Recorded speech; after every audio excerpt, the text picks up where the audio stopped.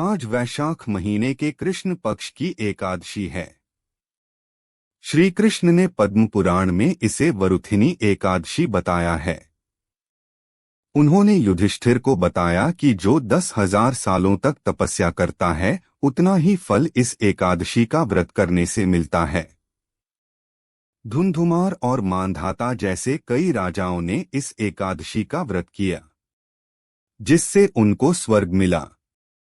ये एकादशी इसलिए भी खास है क्योंकि ये वैशाख महीने में पड़ती है।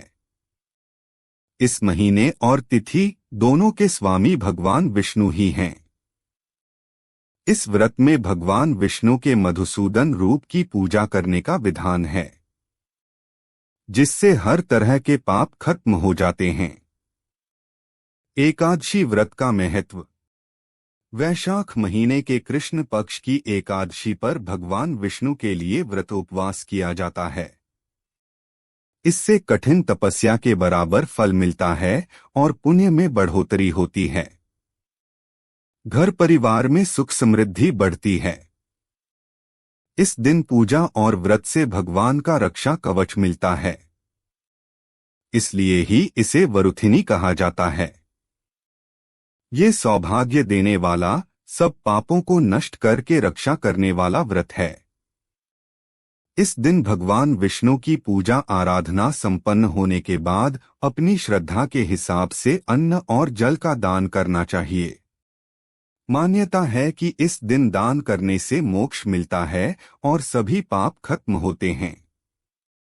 पौराणिक मान्यता के अनुसार राजा मांधाता ने इस दिन भगवान विष्णु की उपासना की थी। इसी वरुथिनी एकादशी के प्रभाव से उसे मोक्ष मिला था। व्रत की पूजा विधि। एक एकादशी पर सूर्योदय से पहले उठकर तीर्थ में या फिर घर पर ही पवित्र नदी के जल से स्नान करें।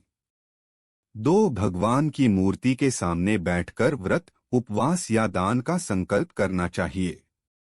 3 पूरी विधि के साथ भगवान विष्णु और उनके मधुसूदन रूप की पूजा करते हुए उ नमो भगवते वासुदेवाय मंत्र का जाप करें।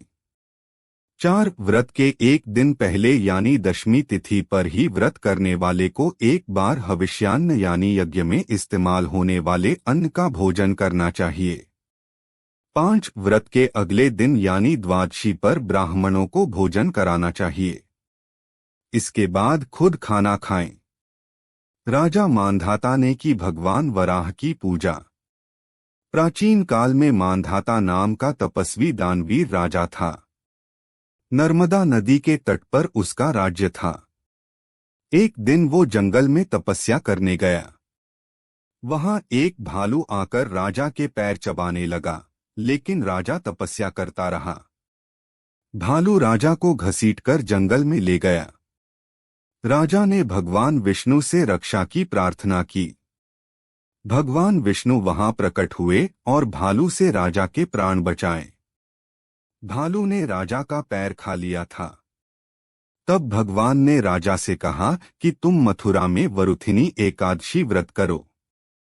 वहां मेरी वराह अवतार वाली मूर्ति की आराधना करो। इससे तुम ठीक हो जाओगे।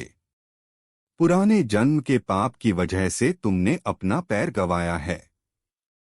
राजा ने मथुरा में व्रत और पूजा की, जिसके प्रभाव से वो फिर से सुंदर शरीर वाला हो गया। बाद और मृत्यु के बाद उसे स्वर्ग मिला।